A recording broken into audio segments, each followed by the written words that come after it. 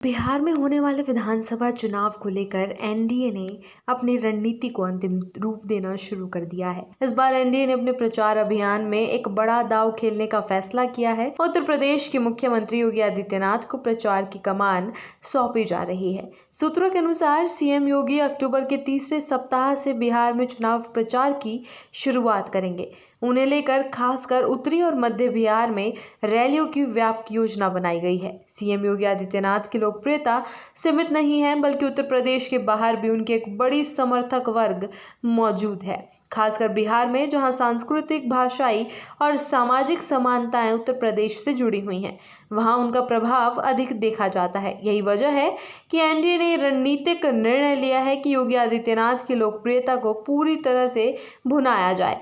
जानकारी के मुताबिक योगी आदित्यनाथ बिहार में 20 से अधिक चुनावी रैलियां करेंगे। इन रैलियों के माध्यम से वे एनडीए प्रत्याशियों के पक्ष में माहौल तैयार करने का प्रयास करेंगे। एनडीए को भरोसा है कि सीएम योगी के भाषणों से मतदाता प्रभावित होंगे और इसका सीधा फायदा गठबंधन को मिलेगा। योगी की छवि एक कट्टर और निर्णायक नेता की रही है और उनके ओजस्वी भाषण खासकर युवा वर्ग को काफी प्रभावित करते हैं। बिहार में उत्तर प्रदेश की सीमा से लगे इलाकों में योगी आदित्यनाथ का विशेष प्रभाव माना जाता है।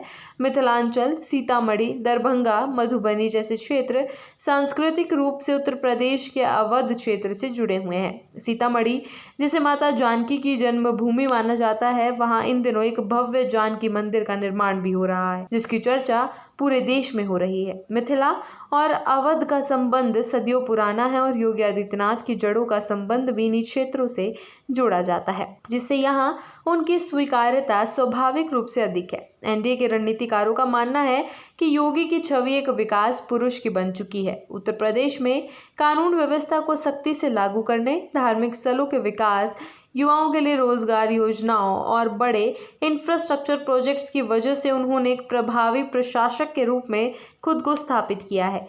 यही कारण है कि एनडीए बिहार में उनके चेहरे को प्रमुखता से सामने लाकर मतदाताओं को प्रभावित करना चाहता है। बिहार चुनाव में इस बार 2 चरणों में मतदान होगा। पहला चरण 6 नवंबर और दूसरा चरण 11 नवंबर को। ऐसे में अक्टूबर का तीसरा सप्ताह प्रचार अभियान के लिए सबसे अहम माना जा रहा है। सूत्रों की माने तो योगी आदित्यनाथ इसी सप्ताह से प्रचार अभियान में उतरेंगे और पूरे जोर शोर से एनडीए प्रत्याशियों के समर्थन में जनसभाएं करेंगे। एनडीए को ये भी उम्मीद है कि योगी आदित्यनाथ का प्रचार विपक्षी दलों पर भी मनोवैज्ञानिक दबाव बनाएगा।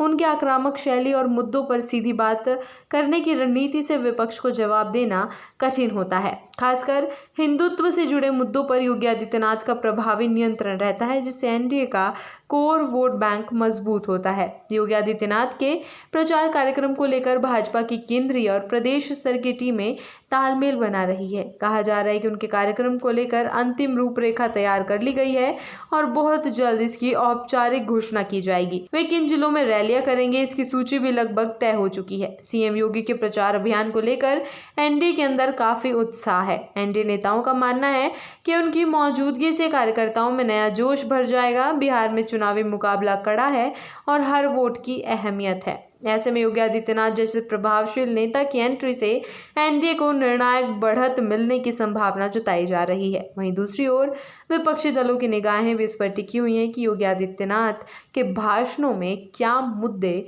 उठाए जाते हैं।